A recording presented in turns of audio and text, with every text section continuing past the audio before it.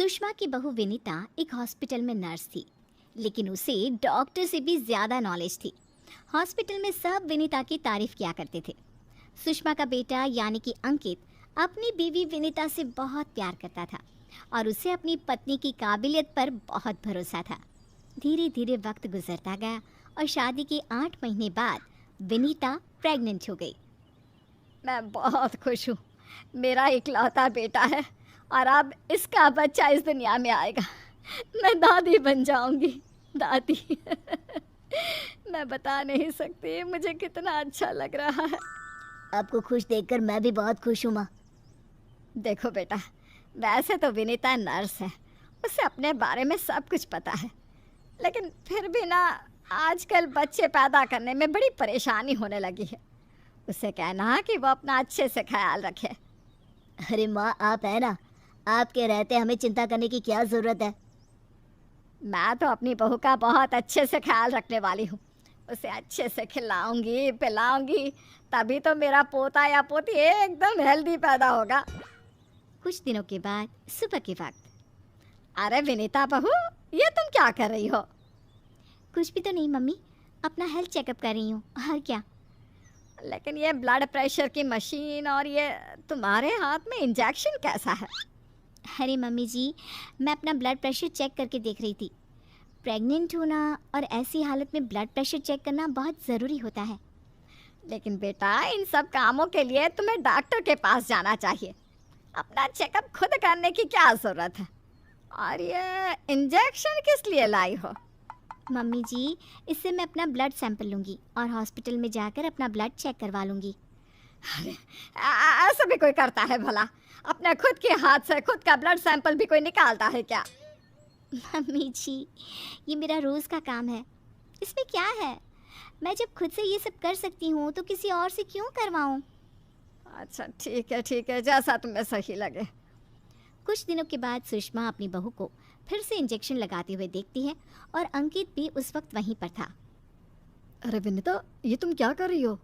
तुम प्रेग्नेंट हो, इस तरह खुद को इंजेक्शन लगाने की क्या ज़रूरत है? अब तू ही समझा बेटा। पिछली बार भी अपना ब्लड सैंपल खुद ही कलेक्ट कर रही थी, तब भी मैंने इसे समझाने की कोशिश की थी, लेकिन ये तो मेरी बात सुनती ही नहीं। अरे मम्मी जी, मैंने पहले भी कहा था ना, बड़े हॉस्पिटल में नर्स हूँ मैं, और क्या करना है क्या नहीं मुझे अच्छी तरह पता है।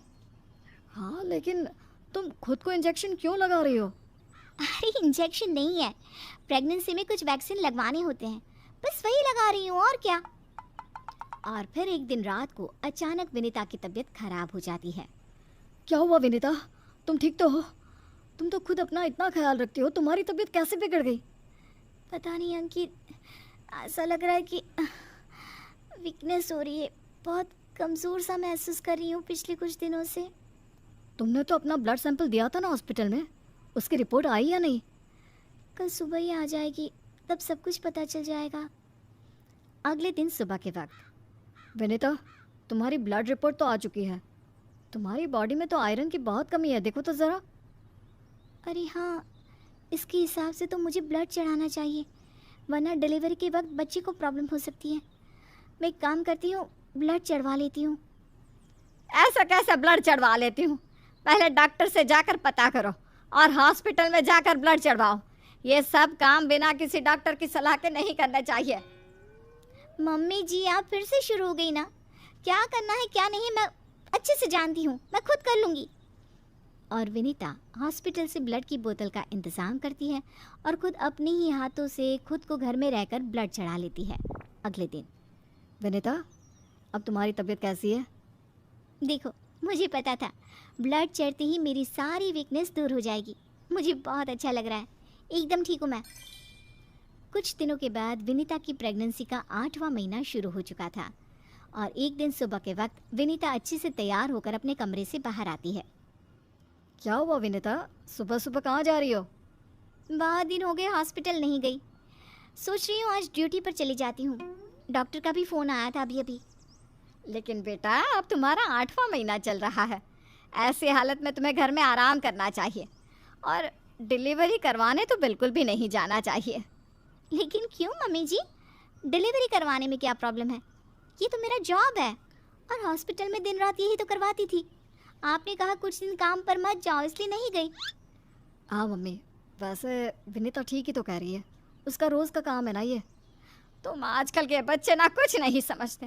अरे तुम्हें वैसे तो सब पता है, लेकिन शायद ये नहीं पता कि इस हालत में अगर तुम डिलीवरी करवाने आई औरतों को देखोगी तो तुम्हारी सेहत पर बुरा असर पड़ेगा। अरे मम्मी, ऐसा भी कुछ होता है क्या? मम्मी जी, किसी और की डिलीवरी करवाने से मेरे ऊपर कैसे फ़र्क पड़ सकता है? मैं कोई पहली बार थोड़ी ना ये सब करवाने जा रही हूँ। विनीता अपनी सास की एक नहीं सुनती और हॉस्पिटल चली जाती है। वहाँ से वापस आने के बाद, अरे मम्मी जी, आपको मेरी बहुत चिंता हो रही थी ना? ये देखिए, मैं बिल्कुल ठीक ठाक हूँ। अब आपको परेशान होने की ज़रूरत नहीं है। और जानती है, पूरी 5 डिलीवरी करवा कर आई हूँ, वो भी नॉर्मल वाली। देखा मम्मी, मैंने कहा था ना विनीता को नहीं होगा कुछ भी। वो बिल्कुल ठीक है।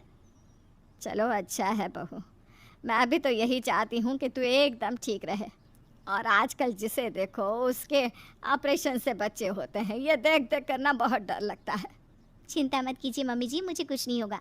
मैं नर्स हूँ ना, रोज़ हॉस्पिटल में औरतों को सिखाती हूँ कि कैसे अपना ध्यान रखें ताकि नॉर्मल डिलीवरी हो। तभी अचानक हॉस्पिटल से डॉक्टर का कॉल आता है। कॉल पर बात करने के बाद, मम्मी जी, एक इमरजेंसी केस आ गया है, मुझे जाना होगा। अरे लेकिन अभी तो आई हो, कैसी डॉक्टर है तुम्हारी? उसे पता नहीं चलता क्या कि तुम प्रेग्नेंट हो? ऐसी हालत में तुम्हें ना बुलाए। अरे नहीं मम्मी जी, डॉक्टर की भी मजबूरी है। कह रही थी काफ़ी सीरियस केस है और हॉस्पिटल में उन्हें किसी दूसरी नर्स पर इतना भरोसा नहीं जितना मुझ पर है। मुझे लगता है कि तुम्हें मना कर देना चाहिए बहू। कुछ नहीं होगा मुझे मम्मी जी, मैं अभी डिलीवरी करवा के आती हूँ। कुछ देर बाद अंकित के पास हॉस्पिटल से फ़ोन आता है। अरे मम्मी, जल्दी हॉस्पिटल चलिए, वहाँ विनीता की तबीयत खराब हो गई है। हे भगवान, सब ठीक करना, मुझे तो पहले ही डर लग रहा था। अंकित और सुषमा हॉस्पिटल पहुँचते हैं। क्या हुआ विनीता को? वो क्या है ना, विनीता एक नॉर्मल डिलीवरी करवा रही थी। केस बहुत ही सीरियस था और उस लेडी को बहुत ज़्यादा प्रॉब्लम हो रही थी। क्योंकि विनीता खुद प्रेग्नेंट है तो वो अचानक से घबरा गई और उसे लेबर पेन शुरू हो गया।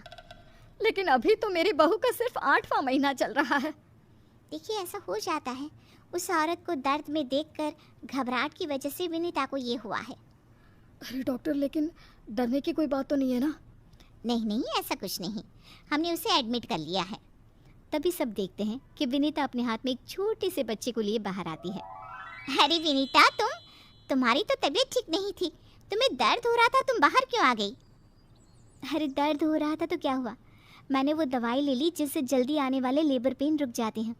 और वैसे भी डॉक्टर, उस औरत को मेरी ज़रूरत थी, उसकी देखभाल के लिए मुझे ठीक होना ही था। ये देखिए, उसका बच्चा एकदम सही सलामत है। अरे वाह मेरी बहू, तूने तो अपने तबीयत की परवाह ना करके किसी और की जान बचाई। मुझे तुम पर गर्व है विनीता। ऐसे ही थोड़ी ना वो हॉस्पिटल की सबसे अच्छी नर्स बनी है। मैंने कहा था ना मम्मी जी, मैं नर्स हूँ, मुझे अपने से पहले दूसरों की तकलीफ़ दिखाई देती है और मैं पहले अपने मरीज़ों की जान बचाती हूँ, फिर खुद की।